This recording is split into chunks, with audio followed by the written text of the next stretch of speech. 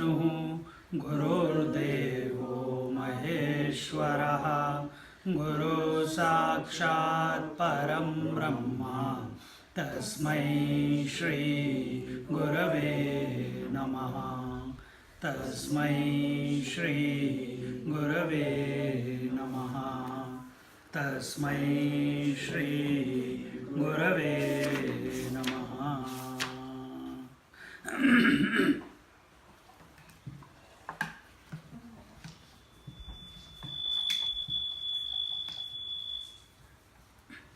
So we are going to oversee the chapter 9 this time around, and last week you missed out, but we had the chapter 7, we did the chapter 8. If you want to see the listen to the overview, you can do it on YouTube. Now we come to chapter 9. This is the heart of the Bhagavad Gita, the centermost chapter, and here it is told to us that why is man miserable?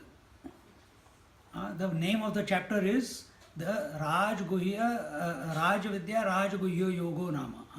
Is the secret, the royal secret, the yoga of the royal secret. But before we get to that royal secret, why is man miserable? There is only one reason. And what is that? His inability to recognize that he is essentially divine. That is all. There is no big ha-ha hoo-hoo, that this reason, that reason. All those are expansions of this one thought, that our inability to recognize that we are essentially divine. This inability, this non-recognition of our own essential nature brings about the misery, brings about the challenges, brings about strife, brings about stress. And therefore, to address that, it is told, this chapter is the royal secret. What is this secret? Is this secret that that it is not told? No, it is secret only because we do not know it. Once we know it, it is no longer a secret. So that is why it is termed as a secret knowledge. Why royal? Why Raja Vidya? Royal because it's the supreme most knowledge, it's the supreme most secret, knowing which you will attain to the supreme abode, to the supreme state. And therefore, naturally, if the questions come that before it was told in the 8th chapter that what was that 8th chapter? The yoga of imperishable Brahman, isn't it? That Brahman, that reality is the infinite reality. It is one without a second. Then naturally the question comes into the mind of the student that if it is one reality, what is its relationship with the world? Where has all this multiplicity and variety come from? What is that reality's relationship with me? Is it possible? If everything is one, then how can relationship be possible?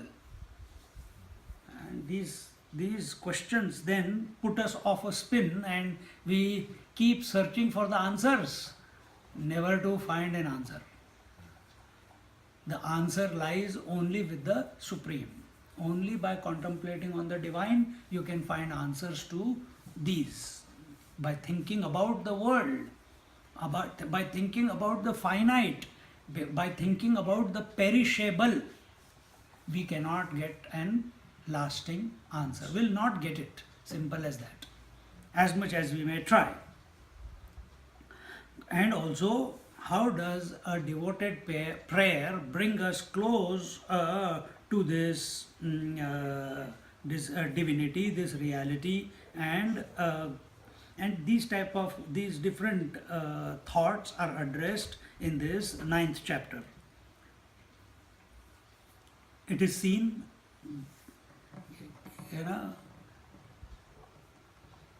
you look into your life, look at your life in the past, and wherever and you will see that there were certain moments in your life when you took, in spite of all the distractions, attractions, temptations easily available, yet you made a decision to do something differently. That's why who you are today. It would have been very easy to do whatever, yeah, including marriage.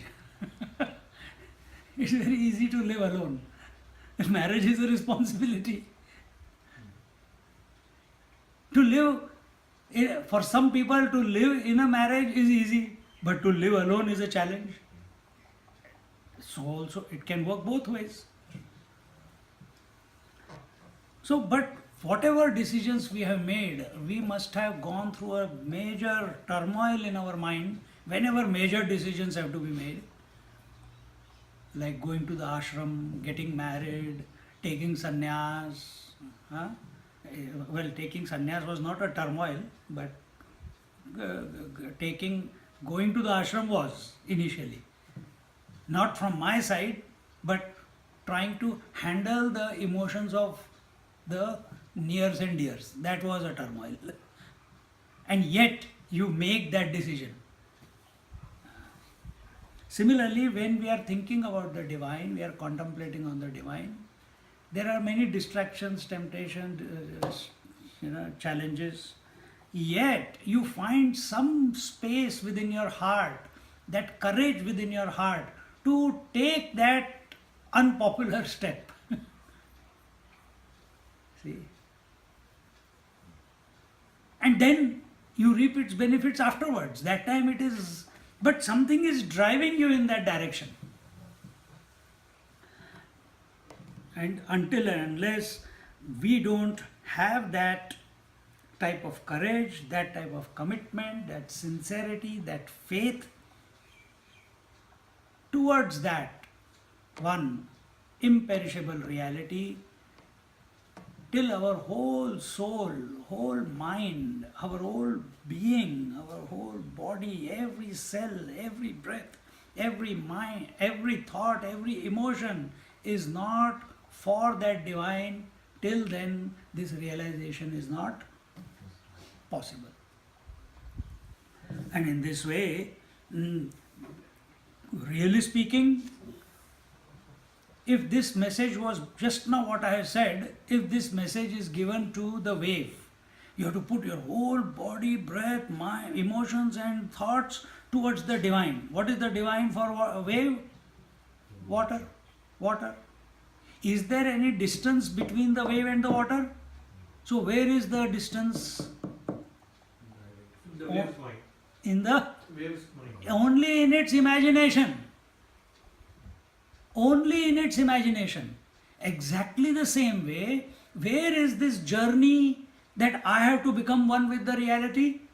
Only in our own mind.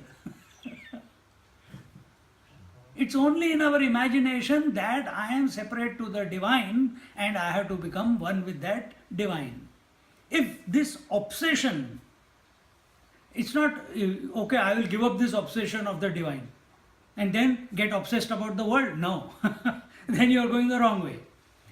If you can drop the obsession of wanting to know the divine, wanting to merge into divine and also wanting to possess the world, then you are where you are supposed to be. You are what you are.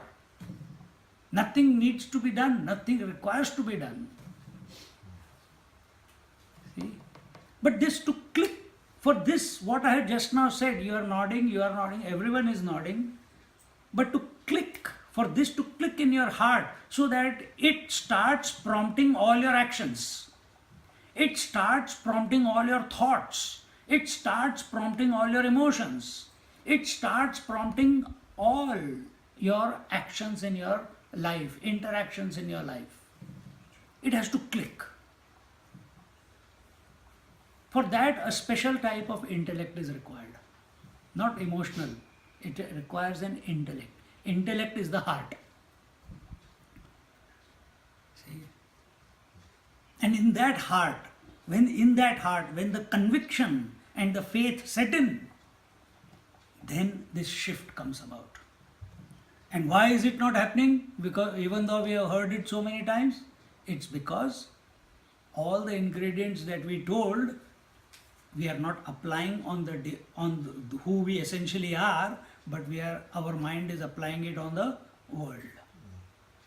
Still it is thinking that the world is important, relationships are important, aspirations and successes are important, possessions are important. Okay, I have weaned my mind away from all those things. It does not matter. I have seen, I have had enough. I had the wealth, I had the cars, I had the houses, nothing more. Now what? Now the obsession is still not the divine. You want to know the divine, but your obsession is the health, the body, the emotions, doing pranayam, not doing pranayam, what time I should do pranayam, what type of food should I eat, what should I not eat. Over obsessed with all this. It does not matter what you eat and what you don't eat. What body has to go through, it will go through. You have got no choice. What? We don't have choice. Yes, you have. If you think you have. But if you offer all your choices at His feet, at the altar of the divine, now what better way to live than that? You see? Anyway, all those things will come later on. And here, you have got that other book from which, is that the one? Because I can't read. So here the Lord continues His guidance to Arjuna. He says, Shri Bhagavan Vacha idam tu te guhyatamam pravakshamyanusuyave jnanam vijnana sahidam yajñatva mokshase shubhat. He says, to you who do not cavil, he is telling to Arjuna. What does cavilling mean? The one who is not envious, who does not want bad for anyone else, who is not jealous of anyone else. Such a person, who is straightforward, there is no manipulation in his mind. People try to get things done out of you in a different way. How we go to someone's house, Swamiji, they create a bhumika. Bhumika means a foundation, and after that foundation, I understand straight away. And then they say, can you tell my son that he should behave himself? He should not talk like this, he should not watch TV too much, or he should not play.